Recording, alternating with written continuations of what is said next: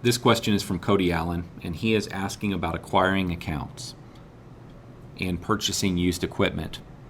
So the question is, in the past, he first says that he has acquired some accounts, a small number, but now he's interested in taking over a buddy's company, and he wants me to pay for the accounts.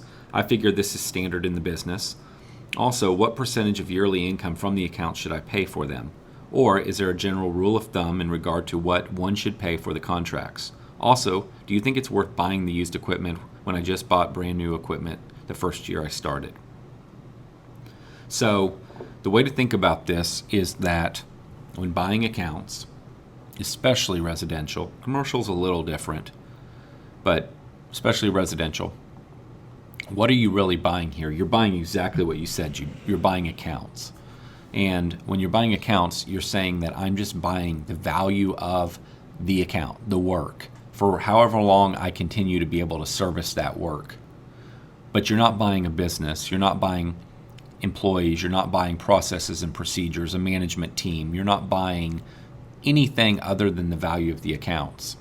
So if you're an insurance agent and you go out and you sell lots of insurance policies and you build a book of business, you sell your book of business for some amount of money, and the guy that acquires that book of business doesn't really have to do much generally, and that's probably not a fair statement, but he doesn't have to do that much to service that book of business.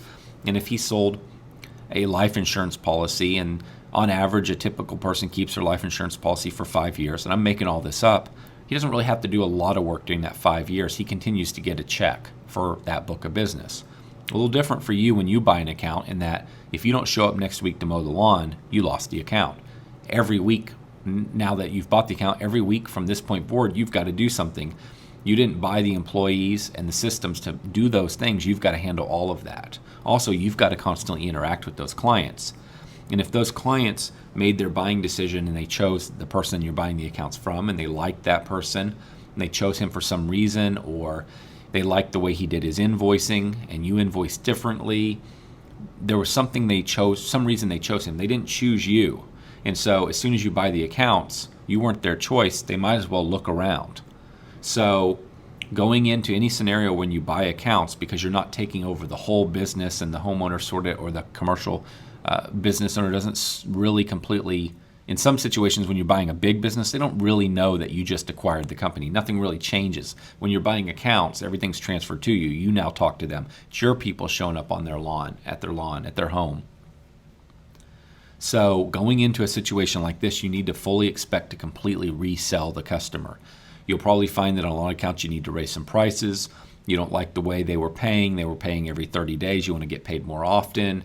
There's going to be stuff that you need to change in time. And there's going to be reasons why you have to resell this client. You want to retain them and keep them. You just paid for the account. So in my opinion, when you acquire accounts, you still do a lot of the same work you do as when you go out and sell the accounts yourself through marketing.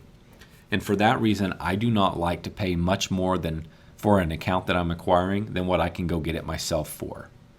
Now, if you're acquiring all the crews and employees to go with it, that helps a little bit because now you don't have to go find all the employees. But again, you're assuming that those people are good and that the pricing is good. If somebody's getting out of the business, generally it's because they don't like the business, and it's generally because something's wrong with their business. They have this great business with great accounts that pay great money, usually don't want out.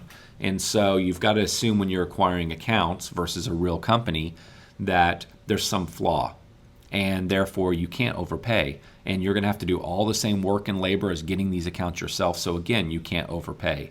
So that's my attitude on acquiring accounts. Now, I'm not saying don't do it. I think you can do it successfully. Just be aware of what really goes into doing it and know that you're going to have a lot of work to do to keep these accounts and make this a successful transaction.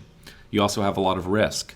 If everybody leaves, you've just wasted a lot of money. So how can you negotiate the deal where you basically pay on retention? So these are things to think about.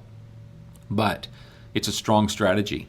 And there are big companies that acquire companies just because they need to acquire companies to grow fast.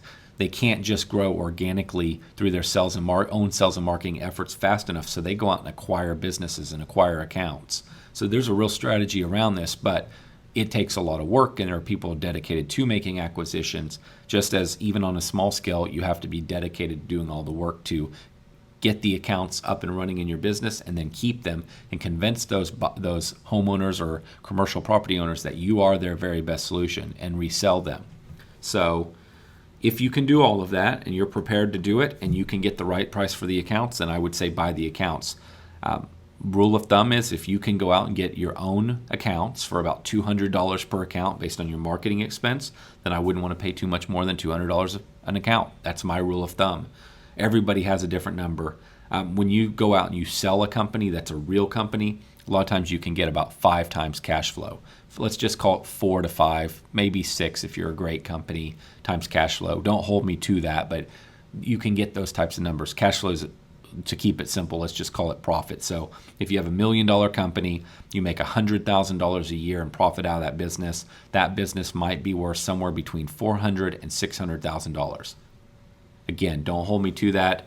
That's just a rule of thumb. And it varies all over the country. It depends on when you're selling the business and if it's desirable. It depends on how good the business is. There's a million factors.